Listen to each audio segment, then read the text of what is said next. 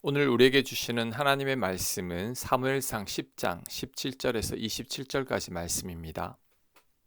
17절 사무엘이 백성을 미스바로 불러 여호와 앞에 모으고 이스라엘 자손에게 이르되 이스라엘 하나님 여호와께서 이같이 말씀하시기를 내가 이스라엘을 애굽에서 인도하여 내고 너희를 애굽인의 손과 너희를 압제하는 모든 나라의 손에서 건져내었느니라 하셨거늘 너희는 너희를 모든 재난과 고통 중에서 친히 구원하여 내신 너희 하나님을 오늘 버리고 이르기를 우리 위에 왕을 세우라 하는도다.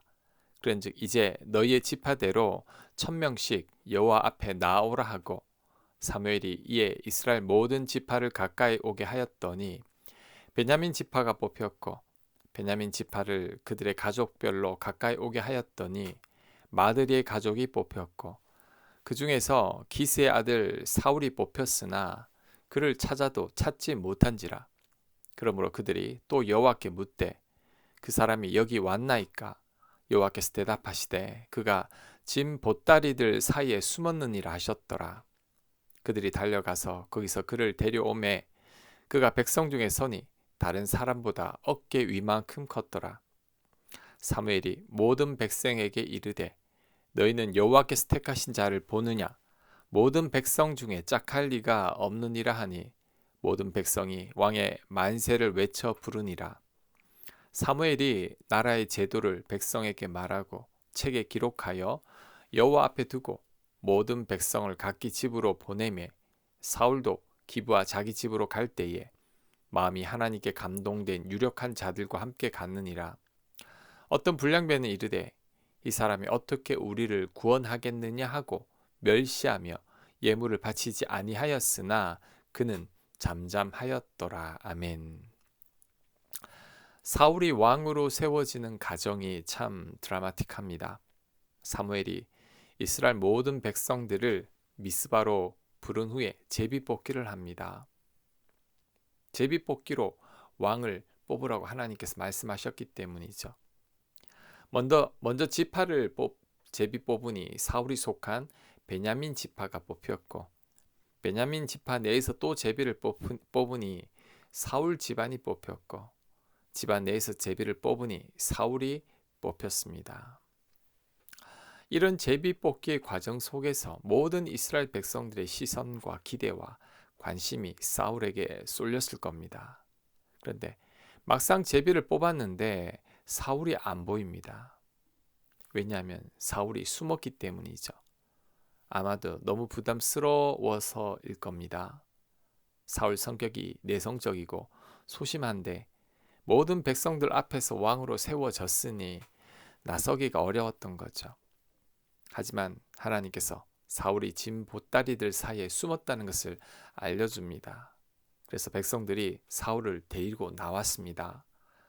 막상 사울을 데리고 나와 보니 키도 크고 잘생겼고 풍채가 멋있습니다. 그러니 많은 백성들이 만세를 부르면서 사울을 왕으로 환호했습니다. 그리고 하나님께 감동된 사람들은 사울을 그때부터 따르기 시작했습니다. 하지만 어떤 이들은 사울을 못마땅하게 생각했습니다. 이 자가 왜 우리 왕이냐? 이 자가 과연 우리를 구원하겠느냐? 이렇게 사울을 왕으로 받아들이지 않은 거죠. 이에 대해서 사울은 잠잠했다고 말합니다. 오늘 본문에서 몇 가지 교훈을 살펴보겠습니다. 자, 첫째, 하나님께서 사람을 높이신다는 거죠. 오늘 본문에서 하나님께서 제비뽑기를 통해 사울을 왕으로 세우신 이유가 뭘까요? 하나님께서 직접 세우셨다는 거죠. 많고 많은 이스라엘 백성들 가운데 한 사람을 세운다는 것은 복권에 당첨될 확률만큼 어려운 확률입니다. 마찬가지로 사울이 세워진 것은 우연이 아니라 하나님께서 직접 세우셨다는 것을 모든 이스라엘 백성들이 알게 한 겁니다. 그리고 제비뽑기 자체가 하나님의 뜻을 묻는 방법입니다. 이스라엘 백성들은 중요한 결정을 할 때 제비를 뽑았습니다. 가론 유다의 빈자리를 채우기 위해 제자를 한 명 더 뽑을 때에도 제비 뽑기로 마띠아를 세웠습니다. 그런데 그 많은 백성들 가운데 사울이 제비로 뽑혔다는 것은 하나님께서 직접 사울을 왕으로 세우셨다는 것을 의미합니다. 그러니 백성들은 사울을 왕으로 인정하라는 거죠. 이처럼 하나님께서 쓰시고자 할 때 하나님은 그 사람을 반드시 높여주십니다. 요셉도 하나님께서 꿈 해석을 통해 애굽에서 친히 높이셨죠. 모세를 쓰실 때에도 애굽과 이스라엘 백성들 가운데서 모세를 높여주셨습니다.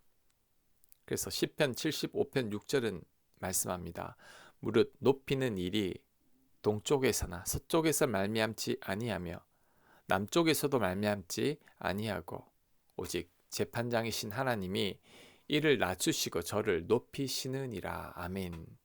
하나님이 친히 높이시고 낮추십니다.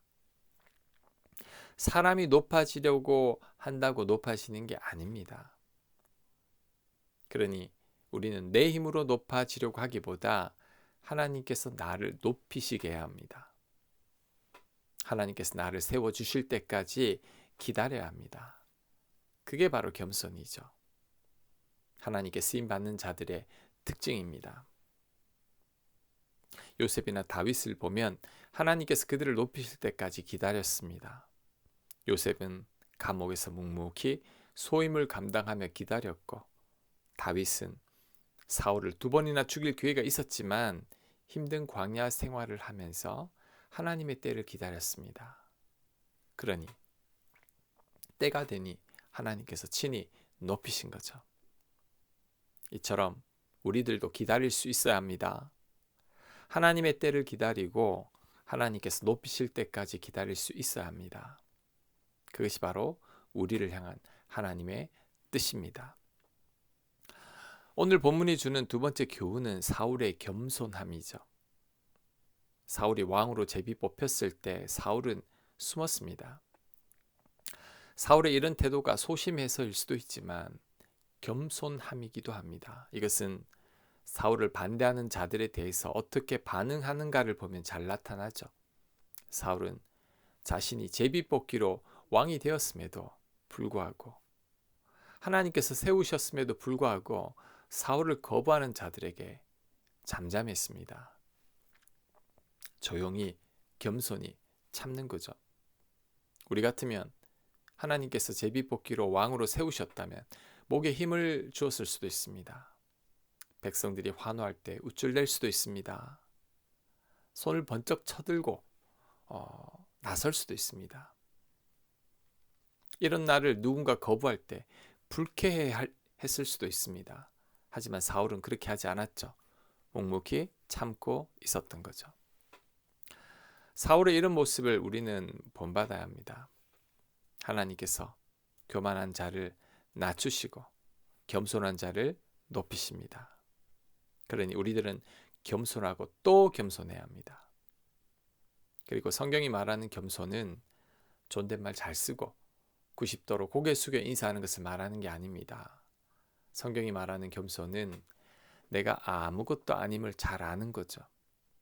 모든 것이 하나님의 은혜이고 하나님의 능력이라는 것을 누구보다 잘 아는 겁니다. 내가 질그릇처럼 볼품없고 연약한 자이지만 이런 나를 하나님께서 쓰신다는 것을 깨달은 겁니다. 이게 겸손입니다. 이렇게 되면 자랑하지 않고 교만하지 않습니다. 높은 지위를 가져도 우쭐내지 않습니다. 왜냐하면 하나님께서 나를 세우신 것에 불과하기 때문이죠. 그러니 하나님이 아니면 나는 아무것도 아님을 절대 잊지 말아야 합니다. 그게 바로 겸손입니다. 오늘 본문이 주는 세 번째 교훈은 사람들 마음이 다 같지 않다는 거죠. 사울을 지지하는 사람들이 있는 반면에 거부하는 자들도 있었습니다. 하나님께서 제비 뽑기를 통해 왕을 세운다고 말씀하셨는데도 도저히 받아들일 수 없는 자들이 있었던 거죠. 하지만 그런 사람들로 인해 사울은 화내지 않았습니다. 그러려니 하고 받아들였죠. 사회생활이나 신앙생활을 하다 보면 나와 생각이 다른 사람들을 많이 만납니다. 도무지 이해가 가지 않는 사람들도 만나게 됩니다. 아무리 이해를 하려고 해도 도저히 이해할 수 없는 사람들도 만납니다. 그래서 다투기도 하고 원수처럼 지내기도 하죠. 하지만 그리스도인들이 이래서는 안 됩니다. 그러면 우리는 이때 어떻게 해야 될까요? 첫째, 그럴 수도 있음을 받아들여야 합니다. 모든 사람이 나와 같지 않습니다. 모든 사람을 나와 같은 생각으로 설득할 수 없습니다. 그러니 나와 생각이 다른 사람을 인정할 수 있어야 합니다. 여당과 야당이 있고 진보와 보수가 있듯이 나와 다른 사람들이 분명히 있습니다. 그래서 그들은 사울을 거부한 거죠. 그러니 우리들은 나와 생각이 다른 사람들을 받아들일 수 있어야 합니다. 자, 그 다음 두 번째. 내 생각을 강요하거나 주장해서는 안 됩니다. 그것은 상대가 고집을 피우는 것과 같은 겁니다. 서로가 서로의 생각을 강요해서는 안 됩니다. 그러면 다툼이 생길 뿐이죠. 아무리 논의를 해도 끝이 없습니다. 그러니 그거는 누구도 고집을 피워서는 안 됩니다. 자, 마지막으로 누군가 양보해야 합니다. 오늘 본문에서는 사울이 양보한 거죠. 자신을 거부하는 자들에게 사울이 양보하고 잠잠했던 겁니다. 마찬가지로 서로의 생각이 달라서 팽팽히 맞설 때에는 누군가 양보를 해야 합니다. 내가 틀려서 양보를 하는 게 아니라 내가 맞는 것 같아도 다툼을 피하기 위해서 내가 양보하는 거죠. 내가 사울처럼 잠잠해 주는 겁니다. 내가 옳지만 하나님께서 세우셨지만 참는 거죠. 그래야 갈등을 피할 수 있기 때문입니다. 갈등을 겪고 있는 교회들을 한번 보세요. 양보하는 사람이 없습니다. 내 생각이 옳다고 주장하기 때문에 절대 양보를 하지 않습니다. 그래서 갈등이 끝이 나지 않는 거죠. 저는 교회가 급하게 처리해야 할 안건이 아니라면 가능하면 만장일치로 처리하기를 원합니다.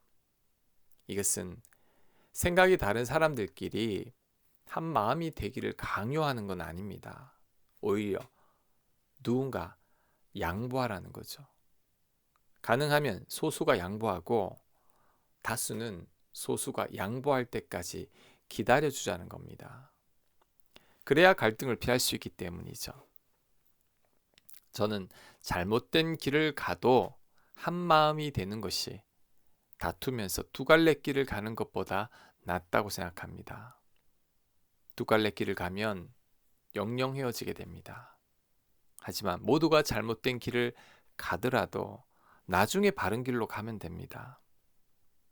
이렇게 하는 것이 분열되는 것보다는 훨씬 더 나은 겁니다. 자신을 거부한 자들에게 잠잠했던 사울을 꼭 기억해야 합니다. 그래서 우리도 사울처럼 양보할 수 있어야 합니다. 그럴 때 서로의 생각이 다를 때에도 갈등을 피하고 하나가 될 수 있을 것입니다. 꼭 그렇게 되는 저와 여러분들 되시길 간절히 축원합니다. 아멘. 하나님, 자신을 거부했던 자들을 잠잠히 참았던 사울을 기억하게 하옵소서. 하나님께서 세우신 왕이 사울이 맞지만 사울은 참고 기다려 주었던 것, 우리 또한 배울 수 있게 하여 주셔서 모든 이들과 연합할 수 있도록 역사하여 주옵소서. 예수님 이름으로 기도합니다. 아멘.